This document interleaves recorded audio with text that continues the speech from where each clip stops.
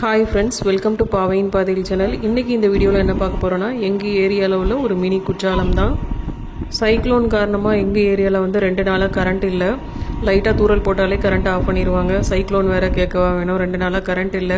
எந்த புயல் மழை வெள்ளம் எது வந்தாலும் வீட்டில் இருக்க நமக்கு மாத்திரம் லீவே கிடையாது. எங்கள் வீட்டு தலைவருக்கும் 2 நாளாக டே நைட் ஒர்க் இருந்தது. ஸோ அவரும் இன்றைக்கி தான் வீட்டில் இருந்தார். வீட்டுக்குள்ளேயே இருக்கிறது ஒரு மாதிரி இருக்குன்ட்டு ஸ்கூட்டி எடுத்துகிட்டு காலையிலேயே வெளியில் கிளம்பியாச்சு. காலையில் பிரேக்ஃபாஸ்ட் முடிச்சுட்டு கிளம்பியாச்சு. ஸோ போகிற வழியே தான் உங்களுக்கு காமிச்சிட்ருக்கேன். கேமராமேன் வந்து என்னோடய பையன் தான். கொஞ்சம் அப்படி இப்படி இருந்தால் கொஞ்சம் அட்ஜஸ்ட் பண்ணிக்கோங்க. பசங்களும் வீட்டுக்குள்ளேயே இருக்க முடியல. ஃபால்ஸுக்கு போகலாம் வாங்கன்னு சொல்லி ரொம்ப நச்சரிச்சிட்டு இருந்தாங்க. அதனால தான் வேறு வழி இல்லாமல் கிளம்பியாச்சு. நமக்கும் ஒரு மாறுதல் வேணும். காற்றும் பயங்கரமாக வீசிட்டே தான் இருந்தது. தூரமும் அப்பப்போ போட்டுகிட்டே தான் இருந்தது. இருந்தாலும் புயல் கரையை கடந்துருச்சு அப்படிங்கிற நம்பிக்கையில் வீட்டை விட்டு கிளம்பிட்டோம். போனதுக்கு அப்புறம் தான் தெரியுது புயல் வந்து கரையை கடக்கலை அப்படிங்கிறது. நம்ம தான் ஆர்வ கோளாறுல அங்கே போகிறேன்னு பார்த்தா நமக்கு முன்னாடியே ஒரு பெரிய கூட்டம் நின்றுட்டு இருக்கு. நேரம் ஆக மக்கள் வந்து கார்லேயும் பைக்லேயும் பட திரண்டு வந்துட்டே இருக்காங்க. மழை காற்று எதையும் வந்து பொருட்படுத்தலை. மதியத்துக்கு வந்து சமைக்கல, போய் தான் சமைக்கணும். காலையிலே எங்கள் வீட்டு தலைவர் வந்து நாட்டுக்கோழி வாங்கிட்டு வந்து வச்சுட்டாரு. போய் தான் சமைக்கணும். இந்த ஏரி வந்து பக்கத்தில் தான் இருக்குது. இருந்தாலுமே நான் அடிக்கடி வந்ததில்லை. மொத்தத்துலேயே ஒரு 2-3 டைம் தான் வந்திருக்கேன். இது வந்து 3rd டைம் நினைக்கிறேன்.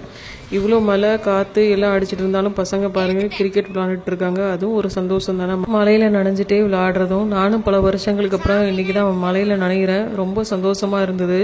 அந்த குளிர்ந்த எதிர்காற்று முகத்தில் வீசுறதோட சாரலோட வண்டி ஓட்டும் போது நம்ம ஒரு பறவையாக வானத்தில் பறக்கிற மாதிரி ஒரு ஃபீலிங்கு. அதை வார்த்தையால் எக்ஸ்பீரியன்ஸ் பண்ணவே முடியாது. காய்ச்சல் வந்தால் தான் தெரியும். நமக்கு காய்ச்சல் வந்துட்டா கூட பரவாயில்ல, பசங்களுக்கு காய்ச்சல் வந்துட்டுனா என்ன பண்ணுறதுன்னு ஒரு பயம் மனசுக்குள்ளே இருக்க தான் செஞ்சிச்சு. இருந்தாலும் பரவாயில்ல, இன்றைக்கி ஒரு நாள் தானே பார்த்துக்கலாம் அப்படின்னு ஒரு தைரியத்தில் வந்து கிளம்பியாச்சு. இப்போ ஏரி பக்கத்தில் வந்து வந்துட்டோம். மழை பெஞ்சதுனால கொஞ்சம் சேரும் சகதியமாக தான் இருந்தது. இந்த பள்ளத்தில் வண்டி இறக்கும் போதெல்லாம் கொஞ்சம் பயமாக தான் இருந்தது. இருந்தாலும் ஓரளவு சமாளித்து போயாச்சு. அடிக்கடி வந்து போகிற இடம்னா கொஞ்சம் பழக்கப்பட்ட இடமா இருக்கும். இது நான் 2nd டைம் தான் வரேன். அதனால் கொஞ்சம் பழக்கப்படாத இடமா இருக்கிறதுனால எங்கெங்கே எப்படி இருக்கும் அப்படிங்கிறது வந்து தெரியலை. ஏரிக்கிட்ட வந்தாச்சு. இது வந்து காலையில் ஒரு 11-11:30 இருக்கும். மக்கள்லாம் பாருங்கள். இது வந்து ஏரி பக்கத்தில் ஓடுற தண்ணி. அந்த மதகுன்னு நினைக்கிறாரு. அதில் இருந்து தண்ணி எப்படி கொட்டுதுன்னு பாருங்கள். எவ்வளோ வண்டி நிற்கின்னு பாருங்கள். இன்னும் நேரம் ஆக ஆக காரும் பைக்கு ஆட்டோ எல்லாத்துலேருந்தும் வந்துகிட்டே தான் இருந்தாங்க. அது வந்து மழை பெஞ்சதுனால அதை அந்தளவுக்கு நான் வீடியோ எடுக்கலை. இது ஸ்டார்டிங்கில் உள்ளது மட்டும்தான் எடுத்திருக்கேன். பாருங்கள், மக்கள் சின்ன சின்ன குழந்தைங்களெல்லாம் வேற தூக்கிட்டு வந்திருந்தாங்க. எல்லா குழந்தைங்களும் தண்ணியில் நல்லா என்ஜாய் பண்ணி விளாண்டுட்டு இருந்தாங்க. சில பேர் மீன் பிடிச்சிட்டு இருந்தாங்க. மேலெலாம் ஏறி போயிட்டு இருந்தாங்க. இங்கே பாருங்கள், அந்த சைடெலாம் மீன் பிடிச்சிட்டு இருக்காங்க பாருங்கள். இந்த இடத்துல வந்து தண்ணி ஃப்ளோ வந்து கொஞ்சம் ஜாஸ்தியாக இருக்குது. அந்த சைடு வந்து கொஞ்சம் கம்மியாக இருக்குது. ஸோ நல்ல ஃபோர்ஸாக தான் வந்து தண்ணி போயிட்டு இருந்தது.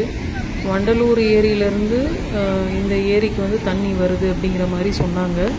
அது எந்த அளவுக்கு கரெக்டுங்கிறது எனக்கு தெரியலை. என் பசங்களுக்கு ரொம்ப சந்தோஷம். குளிக்கணும்னு சொல்லிட்டு இருந்தாங்க.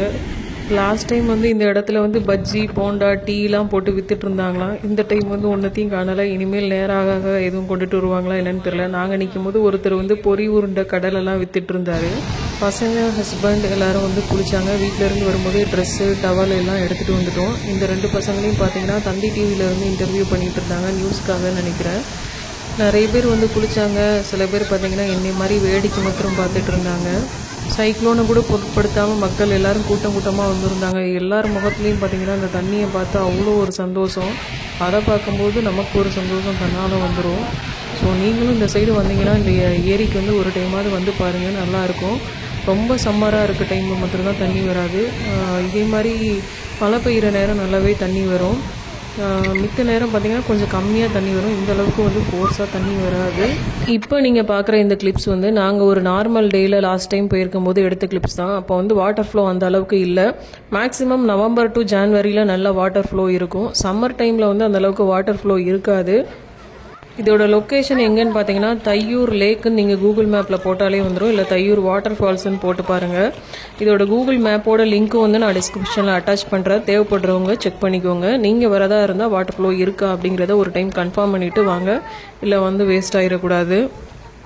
இப்போ நாங்கள் இருக்க அந்த இடம் எதுன்னு பார்த்தீங்கன்னா அந்த வாட்டர் ஃப்ளோக்கு மேலே உள்ள ஸ்பேஸு. இதிலேருந்து தான் தண்ணி வந்து கீழே வந்து ஃப்ளோ ஆகுது. இதில் வந்து தண்ணி ஃப்ளோ ஆகி ஓட மாதிரி வந்து ஊருக்குள்ளே போகுது. நாங்கள் போயிருக்கும் போதும் பார்த்தீங்கன்னா கொஞ்சம் கூட்டம் இருக்க தான் செஞ்சிச்சு. ஸோ பசங்களாம் ரொம்ப முட்டி அளவு தான் தண்ணி இருக்கப்போ நல்லா என்ஜாய் பண்ணி விளாண்டாங்க. அப்படி நான் கீழே காட்டுறேன் பாருங்கள். கீழேயும் சில பேர் வந்து குளிச்சுட்டு இருந்தாங்க. மேக்ஸிமம் இந்த ஏரியாவில் இருக்கவங்க சண்டே சாட்டர்டேனா இங்கே தான் வருவாங்க பசங்களெல்லாம் கூப்பிட்டுட்டு. இந்த அளவுக்கு தான் அன்றைக்கி நாங்கள் போயிருக்கும்போது வாட்டர் ஃப்ளோ இருந்தது. பட் நேற்றுலாம் பார்த்திங்கன்னா பக்கத்தில் கூட போக முடியல. என் பசங்க இந்த அளவுக்கு வாட்டர் ஃப்ளோ இருந்ததுனால நல்லா என்ஜாய் பண்ணாங்க. கிட்டத்தட்ட ஒரு குற்றாலம் போன எஃபெக்ட் தான் இருந்தது. நாங்கள் வருஷம் குற்றாலம் போவோம். பட் இப்போ 2 வருஷமாக போக முடியல சில சுச்சுவேஷனால். அதனால் வந்து எங்களுக்கு இப்போ இருக்க ஒரே குற்றாலம் இதுதான். இங்கே தான் போய் டைம் பாஸ் பண்ணிகிட்ருக்கோம். இது லாஸ்ட் டைம் நாங்கள் ஒரு சாட்டர்டே சண்டே போயிருக்கும்போது எடுத்த கிளிப்ஸ் தான். அப்போ வந்து அந்தளவுக்கு கூட்டம் இல்லை, ஒரு 10-15 பேர் தான் இருந்தாங்க. ஃபோட்டோலாம் ஃப்ரீயாக எடுக்க முடிஞ்சிச்சு, ஃப்ரீயாக குளிக்க முடிஞ்சிச்சு. பட் நேற்றுலாம் பார்த்திங்கன்னா பக்கத்தில் கூட போக முடியல, அவ்வளோ ஒரு கூட்டம். ஒரு 200 பேர் 300 பேராவது இருப்பாங்க. மக்கள் எங்கே இருந்தெல்லாமோ வந்திருந்தாங்க. தென் வர வழியில் ஒரு அம்மன் கோவில் பார்த்தோம் பார்த்தீங்களா. அந்த அம்மன் வந்து ரொம்ப சக்தி வாய்ந்த அம்மனும், அப்புறம் மழை வெள்ளம் அப்படின்னு வர காலத்தில் இந்த ஏரி தண்ணி வந்து ஊருக்குள்ளே வந்து வராமல் அந்த அம்மன் வந்து அந்த அம்மனோட முந்தானையால் தடுக்கும் அப்படிங்கிற மாதிரியும் ஒரு கதை வந்து சொன்னாங்க. இந்த அம்மன் கோவில் தான் அது. பக்கத்துலேயே பார்த்தீங்கன்னா ஜலகண்டேஸ்வரர்னு ஒரு சிவன் கோவிலும் இருக்குது. ஸோ இங்கே வந்தீங்கன்னா நீங்கள் நல்லா குளித்து ஜாலியாக என்ஜாய் பண்ணிவிட்டு சாமியும் கும்பிட்டுட்டு போகலாம். குளிச்சுட்டு நம்ம கட்டுற வீட்டையும் வந்து ஒரு விசிட் அடிச்சுட்டு வீட்டுக்கு ரிட்டன் கிளம்பியாச்சு. ஏன்னா வீட்டுக்கு போய் சமைக்கணும் பார்த்தீங்களா. லீவு நாள் தான் எல்லாருக்கும் 12:30க்கே வந்து பசி எடுக்க ஆரம்பிச்சிடும். வரும்போதே பார்த்தீங்கன்னா ஃபோர்காஸ்டிங் மைண்டோட அரிசியெல்லாம் சோறு பொங்குறதுக்காக ஊற வச்சுட்டு வந்துட்டேன். சிக்கனையும் கழுவி தான் வச்சுட்டு வந்திருந்தேன். ஆனால் கரண்ட் இல்லை.